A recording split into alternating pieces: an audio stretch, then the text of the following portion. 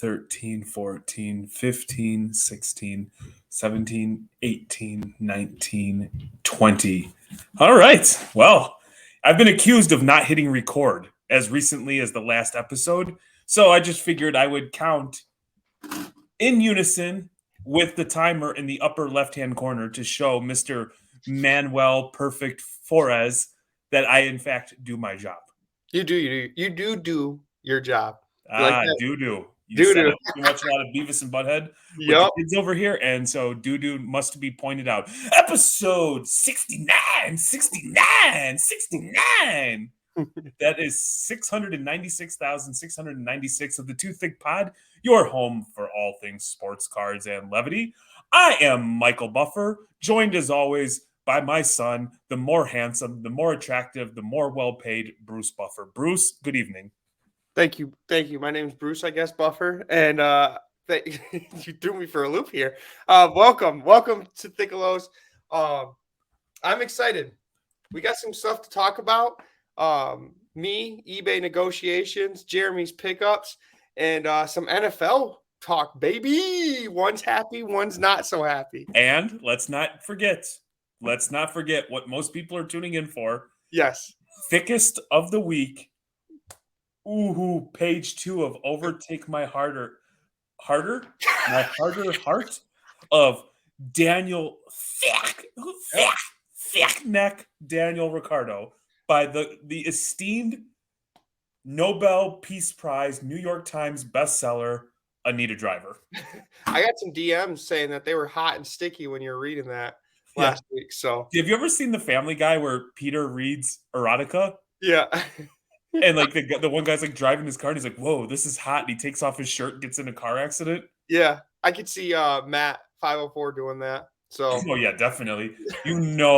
Matt loves hobby themed porn read erotica via the mouth of one meat sticks. Michael Buffer. So how's it going? It's good, man. The Reckless family household. What are you buying recently? So check this out. This is kind of weird. And I believe I was on the phone with someone. It doesn't matter. And I got this weird email and it's like, your redemption has been fulfilled. And I was like, damn, like what did I have fulfilled? And I looked. This thing was almost 2 years ago. It's 18 months. A Jason Dominguez Look at that. Leaf Pro Set auto. And I'm like, oh, that's kind of cool. That's kind of neat. Whoa. Whoa. And I was thinking like that's pretty rad. You know, like he just got called up. He homered in his first at bat and then hit a couple bombs. Got the card, looked at it, and I was like, that is a very underwhelming looking card. Nothing special, but I'm sure it's like at the time probably a $15, $20 bill. Never even looked. And then I went to bed and woke up and he tore his UCL and he's having surgery and he is out for a year. So yeah, I thought I had some good fortune. Didn't act fast enough. And Jason Dominguez. Hey, I mean, at least they tried to give it out before the market went back down. Yes. But you can't predict the UCL injury. Did you see, speaking of Leaf, their new, I don't know if it's a new type of product, but the product they're coming out with like Logo Man, with like Curry and all that? No, I did not see this. This is breaking news. Look at this. Hold on, let me pull it out. I feel like lately, because I took a little bit of a break from Twitter, the actual news, the meat and potatoes. Huh. They had a Steph Curry one that was actually, I mean, not bad. That kind of reminds me of Obsidian, doesn't it? Yeah, that is definitely Obsidian. Electric etch green. Yeah. Oh, Debo. Yeah, right here, your boy. Okay. Is that an actual like Logo Man patch? I don't know if it's an actual patch. I wish they let me flip the card around, but it looks like it's their like high-end product. 5 autographs per box, releases June 23. So it's already released? Looks because like we are September 12th. Oh, yeah. So they're coming out with Wow. I think they're coming out with another one that's like that though, and it had Steph Curry on it. They announced it. Okay, so like for instance, what does that box go for? Can you buy a box? Let's see. Because I would No. say like under 200 to 300. It's probably gonna be more than that, but at like $250, I might take a gamble. Let's see. It had a sweet. And that's just me purely being a degen who likes to rip wax. I actually don't particularly care for Leaf all that much. Once in a while, I'll see something that's cool looking, but like, come on, man. Like, I'm not trying to be a hater, but there's nothing aesthetically pleasing to me about this card. No, but if you're looking for like autos, I mean, for your player, you know what I mean? Hey, man, I did so well on those Leaf Exotic XRC. Yeah. The parallels, the parallels were cool looking on card auto, Yeah. and at that price point, not bad. So this specific box, the football, is last sold for in September 11th for a buy it now 127. Really, that's it. Yeah, that's what I was thinking. Oh, I'd probably rip one box of that.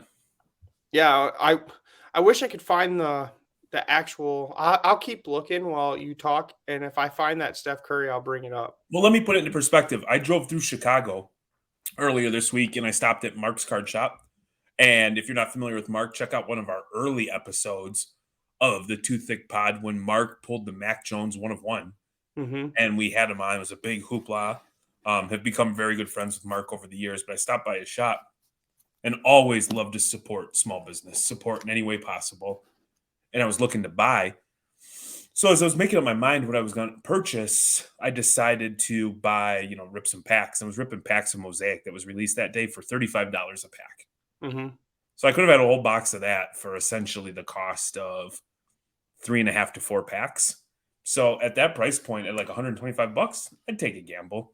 The thought would be probably not holding any of those cards, but if I can rip and get a good on card auto Hmm. of a highly touted rookie, be worth it. But the takeaway, and this is going to be low key a little proud of myself, happy, maturing within the hobby. Spent some time, and I will tell you, I had a few purchases, but the big one, if you don't mind, is this 1929 Shonen Club Babe Ruth SGC3. That's sick. My first ever Babe Ruth, my second vintage card. Hmm. Really happy. And what's wild is as I learn about these cards, man, when it comes to vintage, in my very, very novice opinion and experience, is grades go by the wayside. Grades go by the wayside. Like an SGC 4.5 just sold, Yep. and my 3 looks, in my opinion, and other people who I respect their opinions, look so much better. And so it was kind of cool because in this instance, I know my money is safe. And one thing that I couldn't help but feel on week 1 of NFL Sunday was obviously I wanted my Bears to win. Incredibly disappointing. But it was nice being able to sit and watch Red Zone and go from game to game and not care or give a single shit about any player's performance because I don't have any money tied up in any cards because I moved all of my damn football. So you're done. You don't have any Justin Fields. I have nothing. I've got 3 football cards left. I've got a Peyton Manning, Hmm. cracked red ice, like numbered out of 4, which is, Oh, that one's sick. That one's nasty. barring him raping and pillaging, Yeah. that's safe. And then I've got 2 football cards,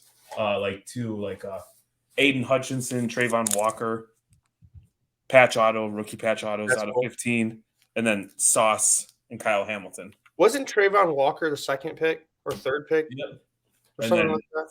this was the Peyton Manning, numbered out of 4, cracked red ice. You get a lot of people asking about that, don't you? Yeah, I do. And so like that, like and my price point on the 2 SGC slabs is so low that even if I got nothing for them, I'm up big on that deal. So right now, knowing that people do like football, and because I'm up, I'm using it as like trade bait or something to help close a deal if something gets close. There you go. That's awesome. Yeah, football, man. like you said, your Bears didn't show out too well. I thought they were going to beat the Packers. New quarterback, no, the number one wide receiver out. I was Dude, like, okay, this is their time. I felt bad. I bet a small amount. Like I wagered a very small amount of money because it's a different era over here in the Reckless household. Being in business for yourself and not getting, those nice bonuses and those weekly paychecks. You have to be a little bit more fiscally responsible. That Yingling looked delicious too. Dude, I Spot love on. Such a Ying. good beer. Yeah. So you have to be a little more responsible. So I just had a very modest bet, 14 parlay, hit it. But a lot of my friends had the same thought process where they bet the Bears and the Bears, busted their parlay and they're like, "How did you hit?" And I'm like, "Well, I love the Bears."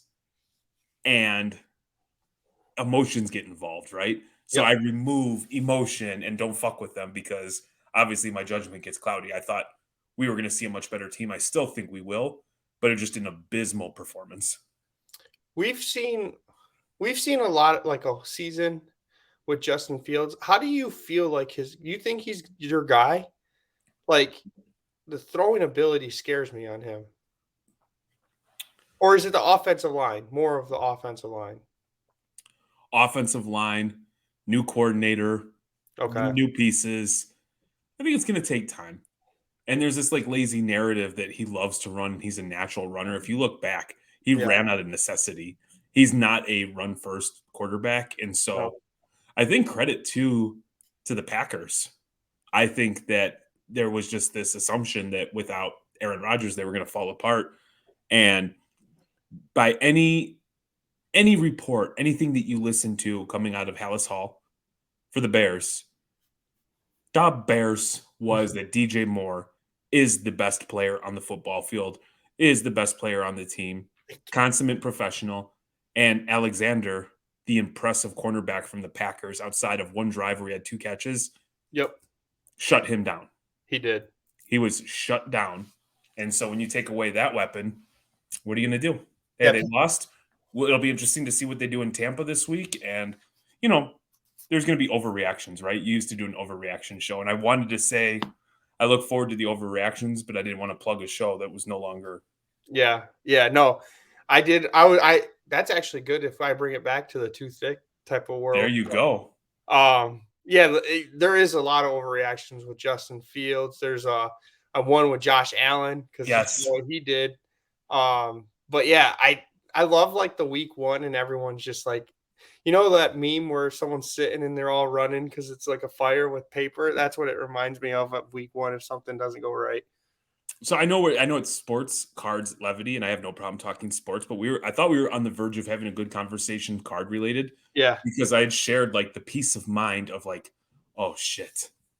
I have, Sam Howell and he had 1 touchdown and 1 interception. And like I'm into this card for 2K and it's gonna because Yeah. people, so it was peaceful and it was relaxing. And I know one thing that grabbed my attention that is not a phone call that we have very often, or at least you calling me, was you posting cards up and being like blood in the water or like the piranhas are coming because you have the player, the brand, the card Yep. that people covet and are coming after you for it. Talk about that experience, what it's like to be, barring Cade doing something stupid Yeah. and you exit at the right time. You look like you're going to do pretty damn well. Yeah. Me when I get cards, I blow my wad on social media and I'll post them right away. But the interest that I got, because I'm used to soccer, I'm used to TCG, I'm used to like the stuff that's not basketball or football. So I'm not used to like you post something, DMs, how much? How much you want for that? You looking to sell that? How much? Like everyone was crazy about it. Same with I put them on eBay and I just did like a high amount in OBO, right? I just want to gauge pricing. Like I don't mind not selling them. What grinds my gears on eBay? The people that message you and just go, "What are you asking?" or "What's the lowest you take?" I hate that question. Like I didn't even answer 2 of them because I'm like, I'm not going to tell you what my lowest is. Like that's dumb. Like go somewhere else. Yeah, I Make think an the offer. auto reply for me is almost when they ask, "What's your lowest?" And you've heard me say this in real life, like, "What's the most you're going to pay?" Yeah. Like, have the decency to make an offer, and if you're unsure of making an offer, at least take the time to articulate what your hesitancy is, like, what you're thinking, and at least make the conversation other than, "What's your lowest?" Because I've gotten to the point, and I know that there'll be a day where a deal doesn't get done, but, like, people who do not introduce themselves or come across as rude or short, Mhm. like, I've gotten to the point I don't even respond, Yeah, or and I just block them. I know. It's crazy. I got to it was the Contenders auto of Cade, right? The guy asked if it was sealed, Panini, and then I said yes. And he's like, "Is it Panini sealed?" Yes. I took pictures. I was being nice and took pictures of the word Panini across the thing. Then he sends me, "Hey," he circles the card like areas and is like, "Are those dots or are they on the case?" I took pictures and I said they look like they're on the case. There might be little fuzzes, but it doesn't look like dimples. Then he's like, "Can you take better?" Like I was helping this dude out like the day, and then at the end he goes, "So what do you want for it?" I'm like, "Do you see what I have it on eBay? Make it like offer. I'm not gonna just tell you my like." I was gonna respond and put the amount I put on eBay, but I don't want to be rude because it took like I mean we were going back and forth for a while, a couple hours, and then he just asked that. I'm like, "How about you just make an offer?" I've gotten to the point too where like it takes a little bit of time to get like let's say like a hobby thick skin Yeah, because I'll get these messages where people are like rude or they'll just say something that's completely out of pocket like you're asking 350, last raw did 74. yeah, And I'm like at first I used to be like, "Oh shit, what did I do wrong?" Cuz I'm like super OCD, like I'm not trying to yeah, like I pride myself on being fair and like removing any and all friction. And then mhm, like 98% of the time it's like, "Hey man, you're looking at a base and not like a hollow or a refractor or like something stupid." And they go, "Oh, my bad." Not like I apologize or anything like that, just very rude and abrasive. And yeah. so I've gotten to the point where I'm just like, I don't even want to deal with it. So I don't. Mhm. That's how I am. I think me and you are both too old and have too much stuff, other stuff going on in life that we don't care. Like I said, I don't care if I sell it or not. So if you're gonna come with that type of message, I just won't answer you. I love transacting. I truly do. You've done deals with Yeah. people where you like interacting with them. You like the back and forth. It's good. It's respectful. You feel like you can have a very open, honest conversation, and nobody's going to get beat up or Yeah. offended. But like those people ruin it, and and there's moments where I'm like, yeah, now I see why consignment makes sense. Yeah. Because Consign there's people in the hobby who are collectors yeah. who are moving insane amounts of cards that they don't Mhm. talk about, they don't post because they go, "I'm a collector." Yep. Meanwhile, they've got hundreds of cards constantly being and then it's going to Probstein or Yep. MC or, PC sports cards, whatever consignor they're using. Yeah, that's I I don't understand. But you know what a good thing with PC and all these other consignments that I'm kind of learning? You could go on eBay and look up their stuff that's like ending that day in the morning and just put your bid at 80% on the cards you like. And if they go at 80%, they go at 80%. If not, then you lost it. Oh well. I was thinking about doing that daily, but it takes some time in the morning just to go through the auctions. I still one of the wildest things when eBay, I think it was Lane's search function within eBay looked like an algebraic like problem that Matt Damon and Ben Affleck wouldn't be able to do Goodwill Hunting style. Like wouldn't even be able to understand. Like that thing is targeted. That thing is an algorithm in itself. Insert more words that I'm not using correctly to Yep. describe how badass that search was. It looked like something out of like, those national treasures where they're trying to find all the treasure. Yes. We do need to have Lane on. We told him we'll have him on. Maybe we'll ask about eBay searches because that dude's finding deals left and right. Yeah. So I think I think it sucks. I try to be mindful that like sometimes the vocal minority, sometimes there's just people like I do it once in a while. I'll throw out some like goofy offers. I'm never rude or disrespectful. And once in a while they hit. So like I understand that like if you offer 10 times and one time the lowball offer hits or treating people yeah, that way, I understand like they're incentivized to continue to do it. So I try not to take it too personal, which I've gotten better at. But yeah. like 2, 3 years ago, man, I was like, I want to fight everybody and I want to right all the world's wrongs dealing with these people.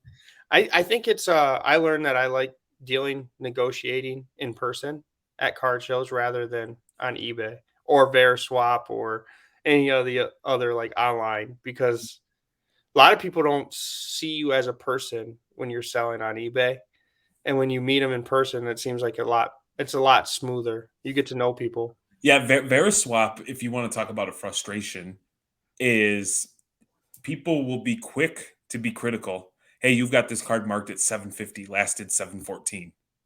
And it's like, well, if you read my description, I don't update pricing on a daily basis. All prices are negotiable and will be flexible based on like, because it becomes a waste of time. Like you have to be purposeful and deliberate in what you're doing. So like I maybe spend 15, 20 minutes a day, respond to offers I've got, maybe propose if something grabs my eyes. But the people who will be like, hey man, that card's a $1,200 card. You have it for 15. Mm-hmm. And depending on how it comes across, if somebody's like, hey, just so you know I'm a little high here. Do you want to adjust the pricing, get fees down? That's cool.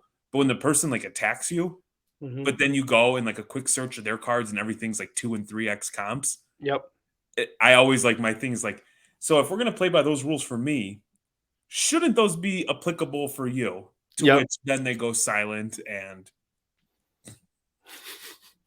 Yeah, it's weird. I don't like it. I'm starting to realize that I don't really like the eBay. But then when you go to consignment, it's scary because they do auctions, right? And you really have to have an eBay following.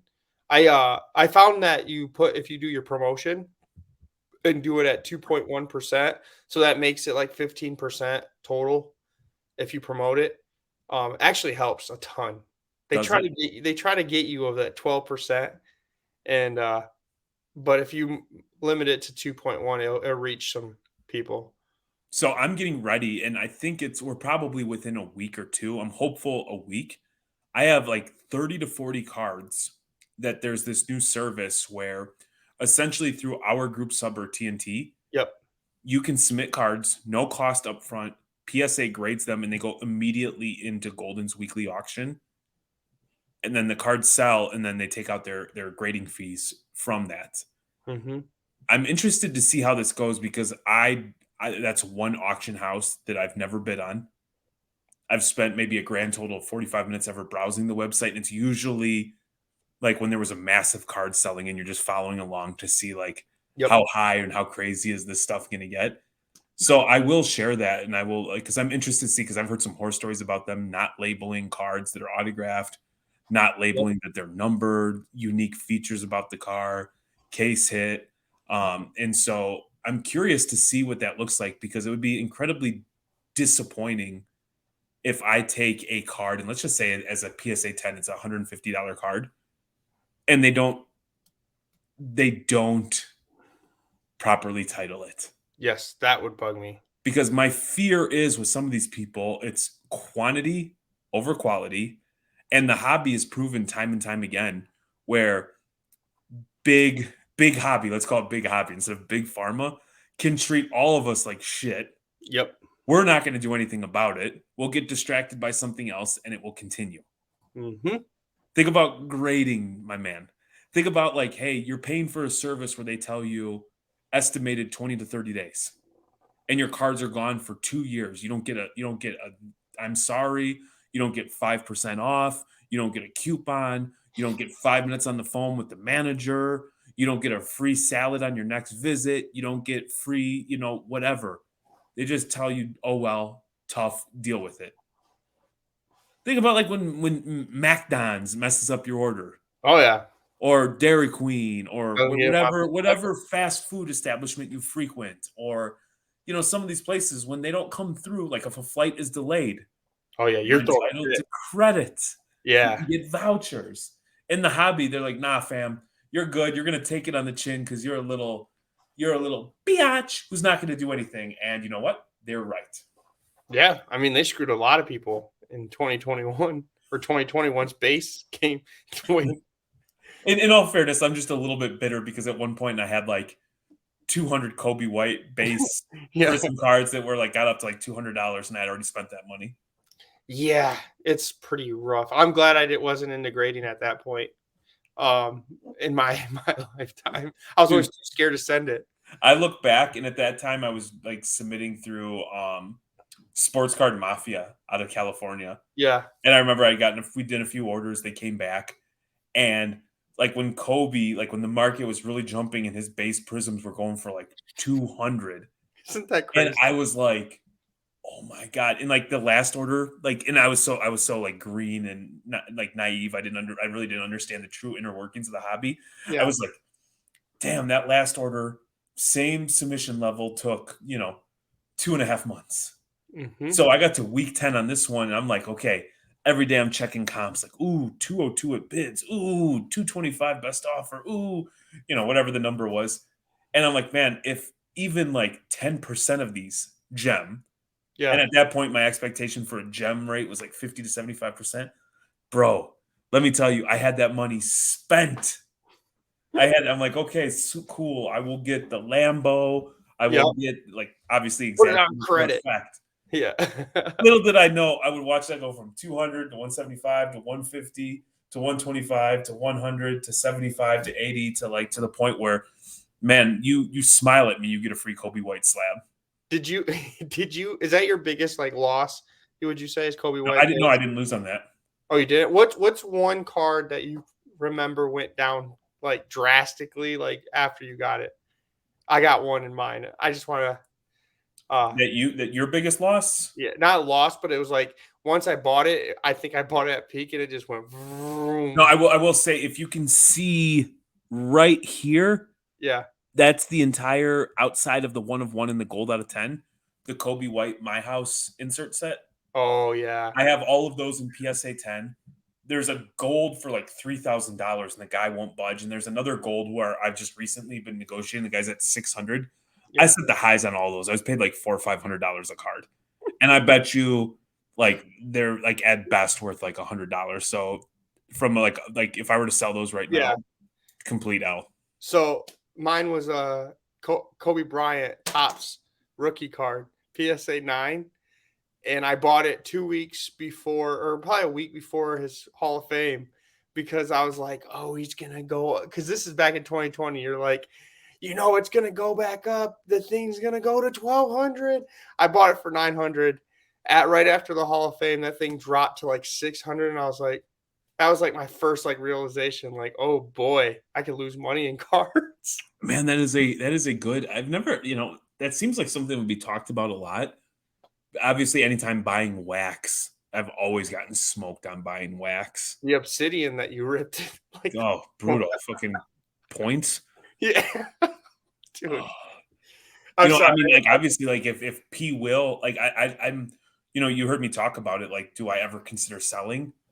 Like, if he goes on to be just a 15-year vet who's a 3-and-D guy and never Yep. makes like splashes, like, I've got a good amount of money in him.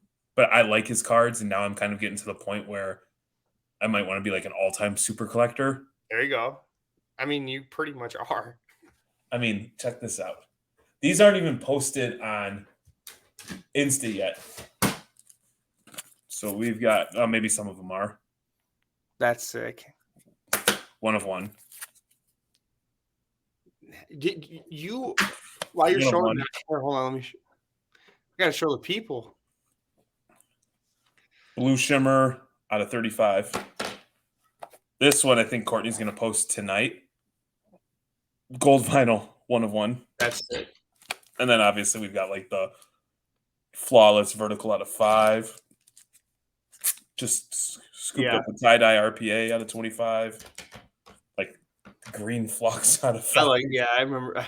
I can't believe like where you started and now where you are with your P Will collection. Yeah. But in all reality, and this is one of my favorite ones. This National Treasures out of 10. Yeah. Horizontal RPA. That's sick. I like it so much. What the thing that you probably don't like, you probably realize it, but you don't, is pretty much some of those cards are paid for from that Kobe White lot you bought in Traverse City. Yeah. Well, in the original Kobe White lot that I bought, I got in, and as I wasn't even like flipping yet, I didn't like so this is gonna sound silly, and I think it would be, we could do a whole episode on it. When I first got into it, like I never labeled myself anything. I was just somebody who Courtney and I bought and sold cards. Yep. We didn't grade because that just seemed like such an intimidating, daunting task. Yep. That was me. And then I started listening, like when I found out there was like lots of hobby content, I started consuming it all. And it was almost polarizing because they would talk about a collector and a flipper. And I'm like, I'm not a flipper. Like I collect cards. And then it was so nuanced, I couldn't grasp like what was going on. And I'm like, I think it's okay to sell cards. I'm like putting the money back in the hobby and I'm just using it to like, essentially color up or level up. Yep. And so like that was something that would just always like I would rack my brain and I'd be like, Court, what the hell is the difference? Like I'm not like a guy who's here just trying to like, wait in line at Meijer at 3:00 in the morning to buy retail wax to, buy a blaster for 20 and sell it for 30 to take advantage of somebody. Like I'm buying shit that I like. Yeah, it's crazy back then when you listen to content. It's like they put a play and any play they said would hit, and that was like multiple podcasts. You could listen to multiple and just listen to all of them and basically make money that way. It's so crazy where we came from. Can I tell you my biggest hit? Yeah. I got two big hits. One is I bought a Kobe Bryant autograph redemption, something that ended like on a Tuesday at like 10 a.m. Mm-hmm. I was bored. I was starting to get that itch where like I just want to, like I don't have wax, so I'll go on eBay and just buy stuff. So I bought this redemption for like $100. Yep. If that. Obviously, what happens with Kobe happens. My redemption ends up being fulfilled, and it's one of the mosaic packs. The snakeskin ones? I, for whatever reason, decided to grade a pack. The first time I ever gemmed anything, sent it to PSA myself. Yeah. Came back in the slab as a PSA 10. Yeah. We sold that pack for $4,500. That's insane. Like, I want to say like 4 to 5K. That's nuts. We sold it, and I don't want to. I'm not going to say the card shop that bought it, just because I don't want them catching any slack or whatever. Yeah. But they have an awesome card shop, and because I had like the letter from Panini and all of it together, they wanted it to showcase in their shop. And so, like, really, I was into that like for like $150. Yep. And like what it turned into is incredible. The second would be the Jordan auto that we bought from Brandon, because I actually sat down the other day and I wrote this out. Like I made like a tree. Mm-hmm. What it took me to get to that card, what I turned that card into these cards plus the money, and I extrapolated it, and it's like we have turned 5-6K into like 20K. And it's like it's pretty awesome when you see it put down in paper, and then you see the patience and the diligence to like do things without like reacting and acting hasty. For sure. I mean, you got the Joe Burrow, right? From that? Dude. Eventually? The Joe Burrow and a couple grand. Yeah. Then I turned the Joe Burrow into Herbie, Trey Young, and Trevor Zargas. Yep. I turned the Trey Young into Connor McDavid and Cash. I turned the Zargas into like a G. I turned the Herbert into almost $4,000. Yeah, that's insane. You want me to tell you my biggest come up? Yes. I always talk about my loss. Let's do the loss. Yeah. This is my most like money I made off one card. Right here. 1 of 10. And this is back in 2020. Hey, there's my kid. Oh, handsome. So yeah, gold, Luca, second year. You remember the hype of this card? Yeah. Graded it, came back at 9.5. It was the highest rated card. Traded it a total around 4K. Ooh. This is before I met you. What were you into that card for? I got in the break for $25. Oh, dude, that's awesome. So that's my biggest ever come up, I guess.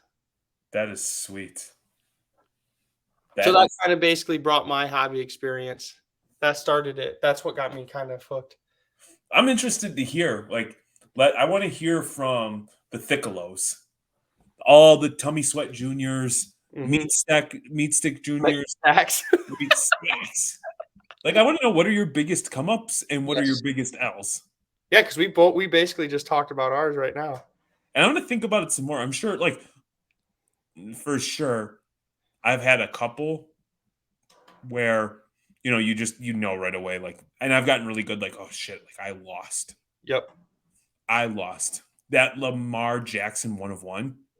I was convinced that day. I was so excited to have that card. And the more I thought about it, I'm like, man, I lost. I thought you did good on that. I ended up doing really well. Okay. But like, I had that moment where it's like, I lost. Yeah. And like, that's something that social media and this hobby will do to you, is like, turning 100 into 120 is a win. Yes. Making 20% is really, really good. There's a lot of businesses that would kill Yep. to operate at 20% margins. We get so used to seeing, like, bought this for 100, sold it for 6.4 million, that, like, sometimes I even have to catch myself, like, wait a minute. I'm good, man. This is good. This is really good. Like, back to reality. Yeah, I'm at a point with the cards that I have. If I make, like you said, $20 on all the cards, I'm like, let's go. I'm not losing. So, but I know you have some short time. Do you want to do your Yeah. page? Let's Thickest of the go. week. Okay, hold on. Anita Driver. Thickest of the week. Now, per the rules, the homemade bookmark. Oh, this is going to be a longer page, isn't it? Longer page? Yep. I'm going to go back one sentence. Okay. Just because I think it's only fair. Like, when you watch a TV show, they give you like that 30-second refresher. Yes. To keep you. All right. No other neck could compare. They say a man's neck is 75% water, but not Daniel. He was 75% neck. All right. Now we're going to get live. His neck was an artful masterpiece of strength and form. It was not the brutish neck of a laborer, but the sculpted refinement of a man who understood the balance of power and grace. Etched with sinew and vein, it was a testament to his discipline, an outward display of the vigor that lay beneath the surface. The way the muscles flowed, like rolling hills under a landscape of bronze skin, was entrancing. Each line, each curve, spoke the power of restraint, of a man who knew his strength, yet carried it with a gentle grace that belied the raw might beneath. The column of Daniel's neck bore the weight of his strong jaw, holding it high with the quiet confidence of a warrior. Damn, I am a creative person, and I have the gift of gab. I never knew you could use 78 paragraphs to describe a neck. Shout out to my girl, Anita. It was a neck that made her fingers itch to explore, to trace the hard lines, and to feel the pulsating energy that lay underneath. Each muscle was a story, each line a journey, an atlas of strength and dedication that never failed to ignite her curiosity. The way his Adam's apple moved when he swallowed or spoke, a subtle, nearly invisible movement, was mesmerizing. The light from the room accentuated his well-defined muscles, giving his neck an almost statuesque appearance. She longed to feel the warmth of Daniel's skin, the tickle of stubble against her fingertips, and the comforting pulse of his lifeblood beneath. She imagined her lips brushing against his skin, savoring the taste of his sweat and the feel of his muscles tightening at her touch. It was a neck made for kisses. They were much about his discovery as they were about passion. His neck was a symphony of strength and endurance, a testament to his unwavering determination and willpower. It was the part of him that spoke volumes about the man he was: strong, resolute, and infinitely captivating. His neck had to be sky Q or sky class customer with the way it pushed her red button in just the right place. She needed Daniel in her life. She needed that neck in her life. She craved him in a way a dingo farmer craves a cold Foster's beer on a hot, sweaty Northern Territory day. She gonna fucking get a blooming onion too? She needed him the way Nikita Mazepin needed his dad's money to get an F1 seat. Sideswipe.